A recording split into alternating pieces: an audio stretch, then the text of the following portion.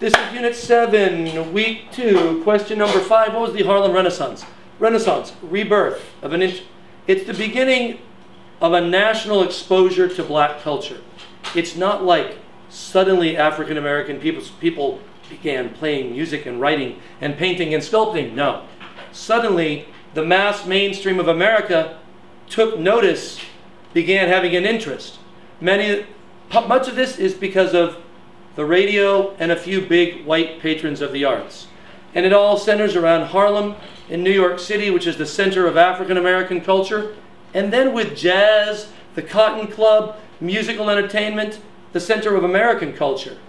So who are some of the leading people in terms of writers and poets? Langston Hughes, poet.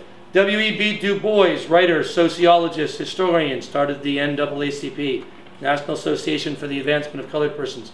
Zora Neale Hurston, a major writer. And James Weldon Johnson, a poet, diplomat, I believe, as well. Painter, Aaron Douglas, does all kinds of designs. In the De Young Museum in San Francisco, there's a big painting of Breaking Out of Slavery by Douglas. William Johnson, a painter, artist. Meta Fuller, a sculptor. County Cullen, a poet. But most of all, it's music. If you think of the Harlem Renaissance, to me, it's jazz. Jazz, jazz, and jazz. Who are these major musicians? Louis Armstrong, the man whose cheeks could puff out to hear when he's blowing on his trumpet. This jazz comes out of New Orleans to Chicago to New York, but it goes national with something called the radio. With the radio, everyone across the country can be listening to the same standardized bit of American culture, exposed to the same music. And black culture goes mainstream, goes nationwide, affects the youth, horrifies their parents. Things haven't changed.